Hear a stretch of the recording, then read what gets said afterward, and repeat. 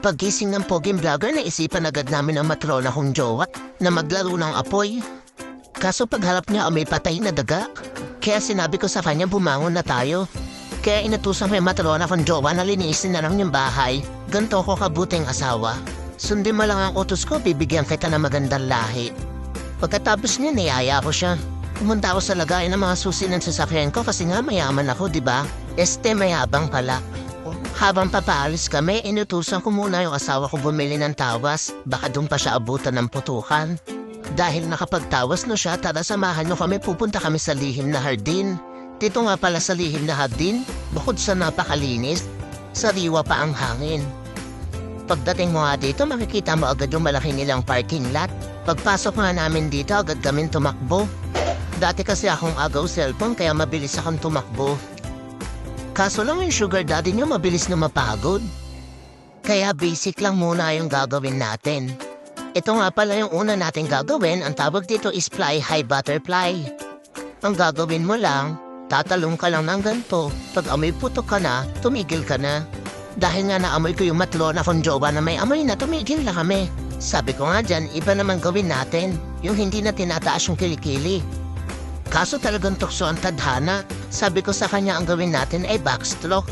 Itong backstroke pala mga pare, pag nasobrahan ka, pwede ka may stroke. Napagod na naman ang sugar daddy nyo, kaya inhale, exhale muna tayo. Dahil ang susunod natin gagawin ay rolling in the deep. Itong rolling in the deep, kailangan malakas ang resistensya mo. Kasi kung hindi ka lilipad katulad nito. Ang tawag nga pala dito ay watch me whip, watch me nay-nay. Dahil nga matanda na yung matrona kong jowa, mabilis na rin siya mapagod. Gusto na nga niya umuwi para maglaro uli kami ng apoy. Kaso talagang inaakit ako ng matrona kong jowa. Ang tawag nga pala sa ginagawa niya ay bubuka ang bulaklak, papasok ang hotdog. Nalaswaan ako kaya sabi ko mag-badminton na lang tayo. Total naman dati akong varsity ng badminton. Sa sobrang galing ko nga dito, muntikan pa akong ma-injury. Tinamaan ako ng bola sa ulo kaya gusto ko sana magpadala sa malayong ospital. Kaso dahil isa akong mabuting tao, binigyan ako ni Lord ng second life. Akalain mo yun sa hindi inaasahang panahon? May dumating na isang matrona. Dala yung iPhone Pro Max niya. Sabi ko sa kanya, pupunta ka lang dito, dala mo pa salbabida mo. Niyaya ko nga siya maglaro. Shoota mga pare. Para akong nakikipaglaro sa syunga-syunga. Ang hirap talaga gumalaw pag penguin ka.